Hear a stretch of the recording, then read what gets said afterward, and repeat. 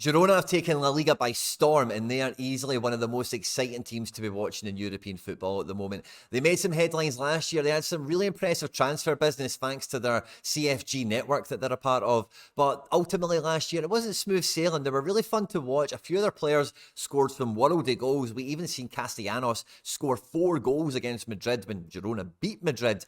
They were really fun to watch. They had a good time, but equally, they didn't really amount to much. So much so, the manager, Michel, almost lost his job. You know, he might not have been the manager this season. And in the summer coming into this season, their transfer business was solid, but it wasn't spectacular. They lost a lot of key players.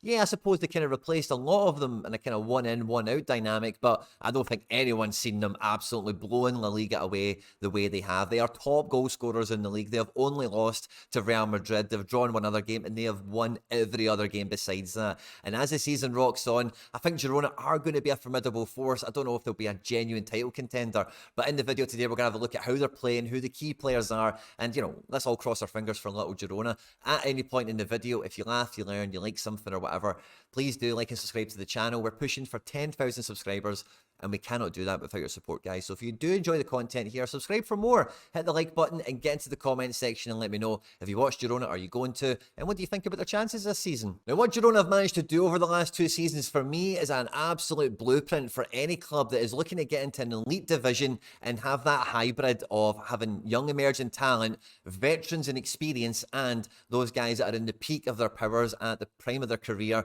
that can influence a team and make them achieve something as spectacular as this. The game they won at the weekend is a prime example of this. Now, all season, it's been the story of Garcia and Yangel Herrera as the platform in midfield. Now, Girona have played a lot of different formations. They played 4-2-3-1 or 4-3-3, whatever you want to call this, at the weekend. But they've got a big injury to David Lopez, who's a main defender, and they have toyed with playing like a 3-5-2 kind of system before. They have done that kind of thing.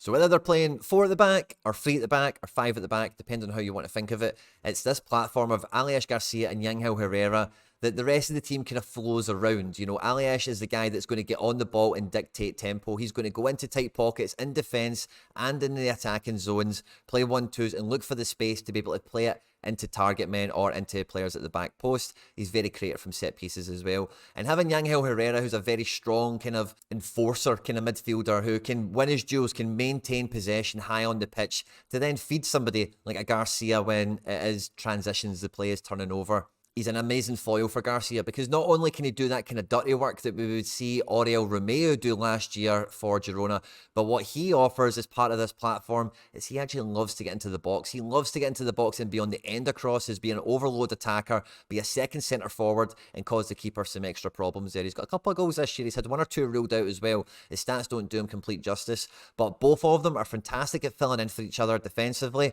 and offensively. Yangel Herrera's got a great engine at going up and down the pitch, as does Garcia, and both of them work, like I say, like a real platform where it doesn't matter if the ball's on the left or on the right. They're always influencing the play and they're always connecting passes very, very well. Now, when you've got this kind of platform midfield set in here, if you're like a team like Girona that does need to pick your battles, you need to work out when do you need to be defensive, when are you going to go and attack. We've seen teams like Brighton and Brentford do this very successfully in the Premier League, but I think Girona, not having the Premier League budget, doing this with some players that are a bit more interesting. Daily Blend, obviously formerly of Ajax, Man United. Eric Garcia, who most of you guys will know. And then guys like Garcia. Some of the Wonderkids as well. Savio, Couto, Tsyganakov. They've got some exciting players here. Arne Martinez. Because there's a lot to be said for being tactically disciplined and like, oh yeah, we're going to go and attack. And Girona are very tactically disciplined, but they're creative with it and they're sensible with it. Sometimes they will play 3 at the back. Sometimes they won't, depending on are they a home or away, and what sort of opposition do they have? Similar to every other club in CFG,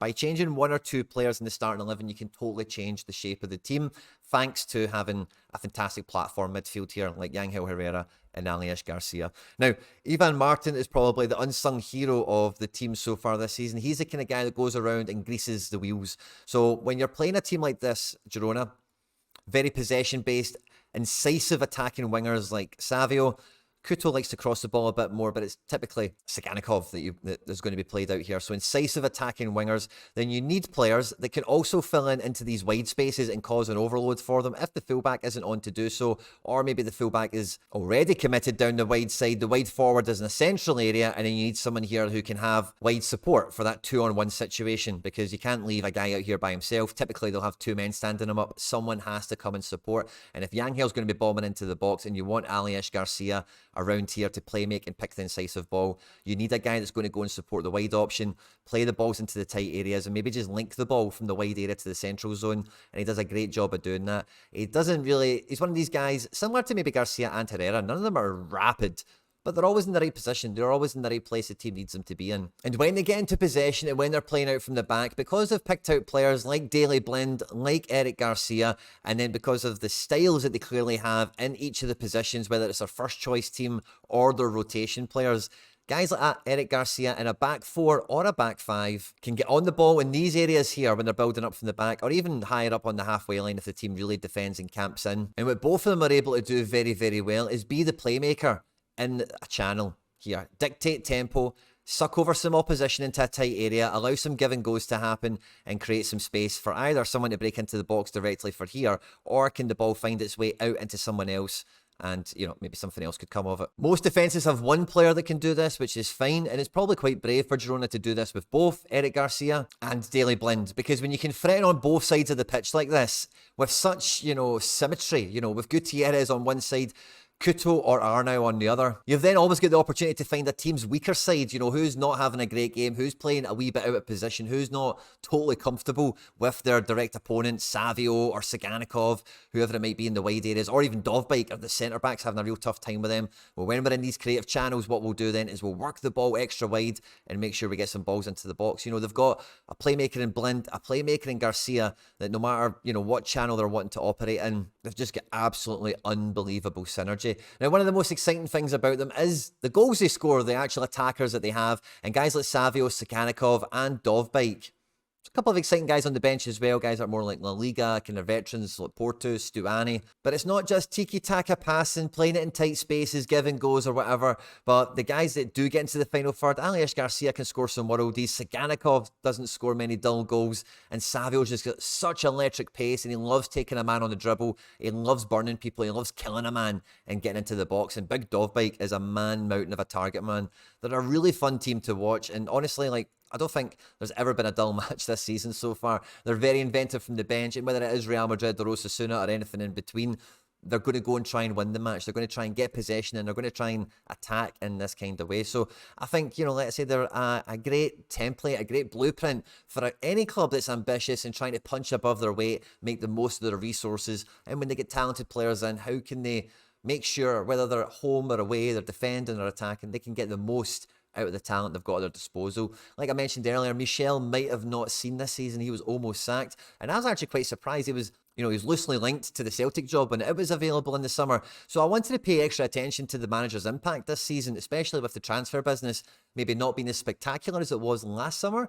But the manager has been really clever with his subs. I really like the difference in shape. I love the way that he does play the fixture with staying to the philosophy, to the mantra of CFG, of Girona, of the club, whatever it is, you know. So for me, at the beginning of the season, I thought Atletico Madrid had one of the best squads in the division and could have really been a serious contender for the title. Jude Bellingham's Real Madrid have been irresistible, and Barca are actually looking pretty handy. So I think if Girona can stay in the top 4 amongst those 3 clubs, with fighting off the likes of Sociedad, Betis, Valencia even look kind of handy. Las Palmas even look quite fun these days. You know, getting 4th spot in La Liga is a real challenge in itself. And if they were to even finish above number 4, imagine they finished 3rd or 2nd, I think Girona could have a really monumental season here with them not playing in Europe anyway this year. They're going weekend to weekend, they're managing their workload, they're managing their minutes, and they're maximising every fixture to the best of their ability. Kind of similar to Tottenham in the Premier League of Ange Postecoglou. I fancy both, you know. I fancy Tottenham, I fancy Girona. I fancy them to get top 4 this year in La Liga. They're going to be a lot of fun for me to watch. Let me know in the comment section down below what you think about Girona's chances of finishing in the top bit of the league. Will they finish top 4? Will they even stay in the top 2? Could they even win the thing? Let me know what you think on screen, and now with some other stuff that I've made that YouTube thinks you might enjoy. I hope you enjoyed this one, guys. Don't forget to like, subscribe, share, and retweet, and I'll catch you on the next one. Take care. Bye-bye.